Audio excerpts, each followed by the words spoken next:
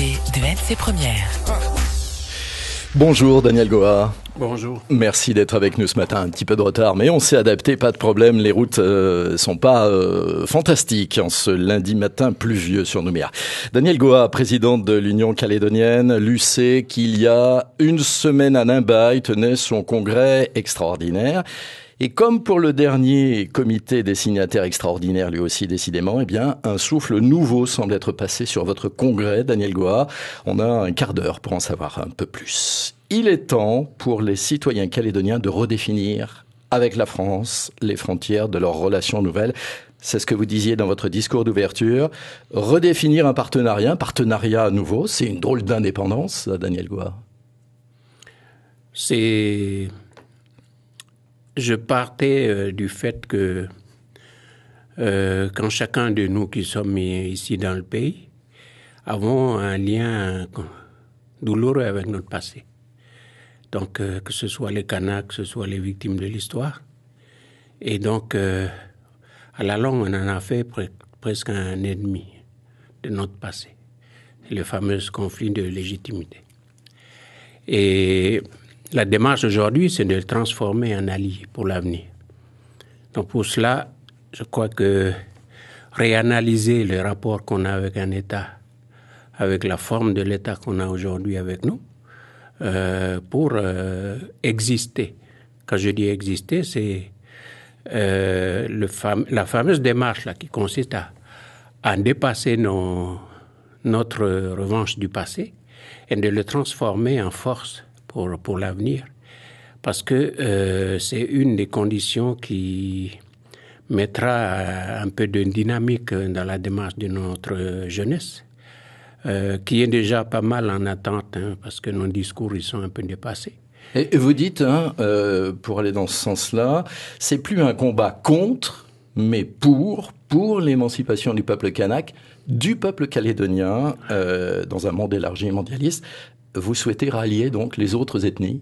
Mais ça a toujours été notre démarche. Bon, depuis 1977, quand l'Union calédonienne a commencé à parler d'indépendance, donc il y a eu une scission au sein de l'Union calédonienne. Donc c'est les grosses familles aujourd'hui qui sont anti-indépendantistes. Mais la culture de l'Union calédonienne, c'est la vision pays.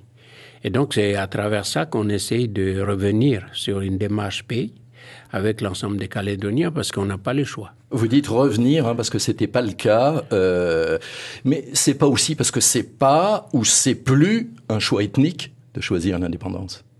Non, je pense qu'aujourd'hui, comme je l'ai dit dans un des débats, que l'indépendance aujourd'hui est inéluctable. C'est-à-dire que l'évolution historique du pays dans le rapport avec l'État, au fur et à mesure qu'on évolue, on évolue vers une indépendance. Après cette indépendance, on peut refuser cette idée, mais les choses sont là et on voit nous que aujourd'hui, on n'est pas plus malheureux qu'on l'était hier, alors qu'on avait moins d'indépendance.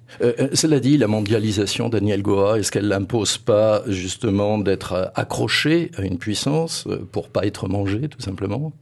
Ça, c'est les débats d'actualité. C'est ce que les groupes de pilotage arrivent pour discuter, préparer la réflexion au niveau du pays et des responsables.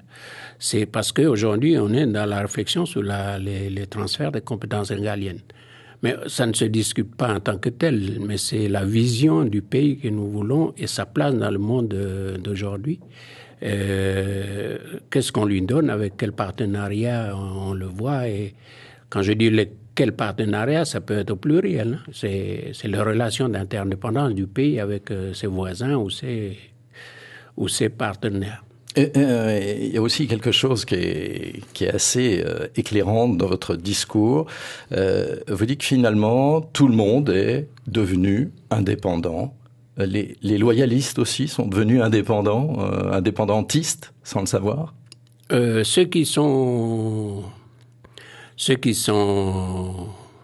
sont identifiés dans certains groupes politiques, ils le sont peut-être plus que nous aujourd'hui. Et ceux qui ne sont pas encore, je crois qu'ils sont indépendantistes, mais qui s'ignorent en tant que tels. Vous pensez à qui quand vous dites ceux... Ah non, je ne dirais pas, mais il faut il faut bien analyser les discours et les comportements des uns et des autres sur les différents dossiers fondamentaux. Je reviens un instant sur ce que vous disiez, sur rallier les autres ethnies, cette idée de convaincre au-delà de la communauté mélanésienne. Vous disiez que ce n'était pas le cas vraiment avant. Vous ne cherchiez pas à convaincre? Avant, nous étions dans un conflit de légitimité qui opposait les Calédoniens. Et donc, qui avait chacun de son côté sa perception de sa légitimité propre. Et on était dans cette démarche de conflit. Aujourd'hui, le pari, c'est que ce conflit se transforme en une dynamique commune pour être une force.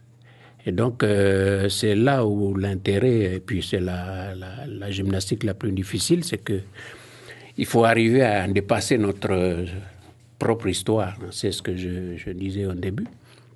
De façon à se projeter dans l'avenir, c'est le mot « exister » qui est le mot important dans la démarche et la réflexion. Parce que pour exister, il faut se faire violence soi-même, quoi. Et donc, c'est une réalité qui est là devant nous, dans laquelle on vit. Et il suffit maintenant de rassembler les outils qui nous permettent d'être opérationnels pour pouvoir mettre ça en marche. Allez, Daniel Goa, comme tous les matins, bien sûr, nos auditeurs peuvent également vous poser des questions. Le 258 est à disposition de tous. Le standard vous attend comme tous les matins.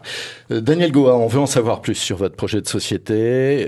Pays souverain, une indépendance qu'on voit fluctuer. J'aurais envie de dire une indépendance relative. Moi, ça me fait penser à Monaco. C'est ce que vous voulez faire de la Calédonie? Un Monaco du Pacifique? En fait, c'est pas moi qui va faire l'indépendance ou qui décide de ce que sera le pays indépendant. Ce sont les gens qui ont été habilités parce qu'ils sont des différents responsables des différents groupes politiques.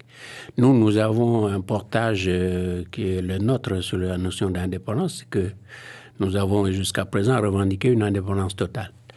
Donc, à partir de cette indépendance totale, on peut rentrer en discussion avec l'État et puis le rapport avec l'État français derrière, elle se fait à partir d'une discussion d'État à État.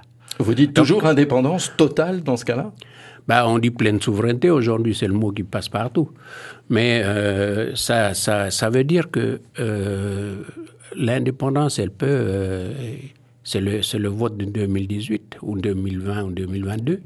Si les gens ils sont confiants parce qu'on a travaillé ensemble une vision pays du lendemain, c'est l'objet de l'Assemblée référendaire, ils peuvent se positionner pour. Et à partir de là, on peut dire que le lendemain de 2018, voilà, on a un pays qui demande sa souveraineté, qui est devenu indépendant, et qui s'assoit et discute avec l'État des relations nouvelles avec l'État français.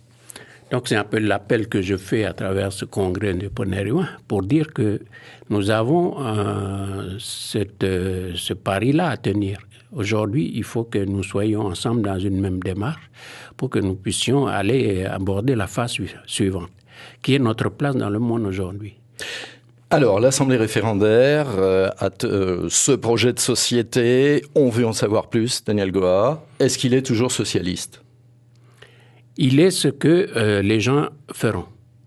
Vous n'avez pas une idée, vous l'avez creusé pendant ce congrès. Ça, c'est notre vision. Nous avons proposé un pays qui reste fidèle à l'âme de celui qui est aujourd'hui. Et donc, après, nous allons porter ça sur les différentes forces politiques. Et donc, c'est ce qu'il en sortira qui fera la vision du pays de demain. Mais la base de travail, c'est celle sur laquelle on propose. Et c'est sur cette base-là qu'on a notre empreinte, qu'on a mis notre vision. Donc, c'est la vision socialiste, mais pas le socialisme scientifique. C'est le socialisme au sens océanien.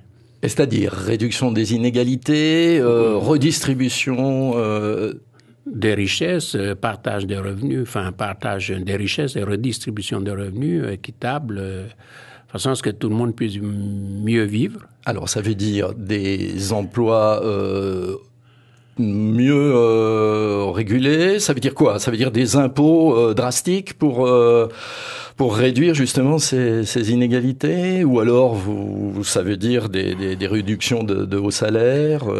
Il y a tout un ensemble de mesures, mais les impôts, elles seront en fonction des besoins du pays. Je dirais aussi que sur les emplois, le foncier aujourd'hui n'emploie personne, si ce n'est que quelques familles, quelques grosses familles, qui seront plus subventionnées à longueur d'année. Ça, c'est pas normal. Un pays qui veut d'indépendance, ça veut dire un pays qui veut marcher tout seul, qui veut déjà dans un premier temps arriver à équilibrer sa balance commerciale, il doit commencer par les produits qui nourrissent ces populations. Et donc d'abord, l'agriculture, il faut le rendre aux enfants du pays, de façon à ce que les familles, qu'on puisse installer des familles agriculteurs. C'est-à-dire qu'on redistribue les terres. Ça pourrait être une vision dans ce sens. C'est des propositions qui vont s'échanger, qui vont se débattre, et ensuite il en sortira ce qu'il en sortira. Les Calédoniens qui sont propriétaires de leur appartement, de leur maison, ils le restent? Ça, oui.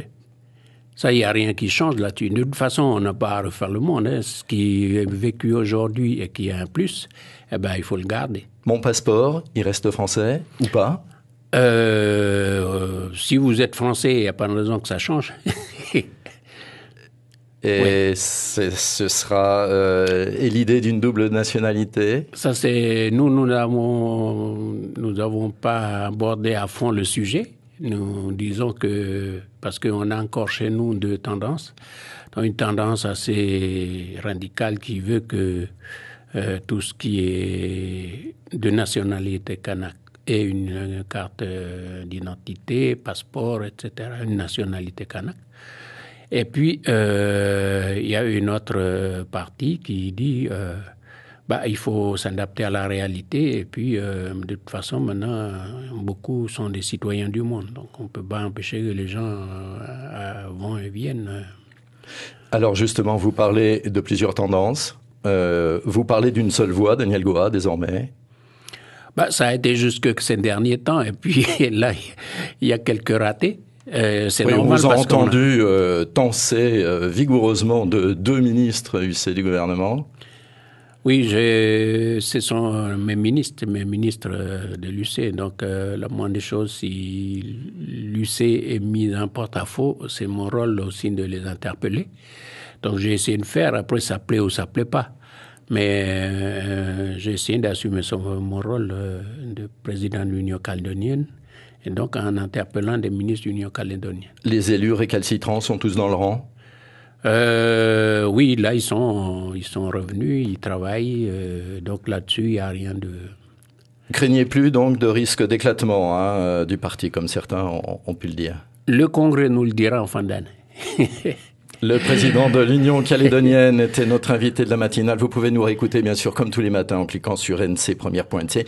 Merci, Daniel Goa, d'avoir été des nôtres ce matin. Merci.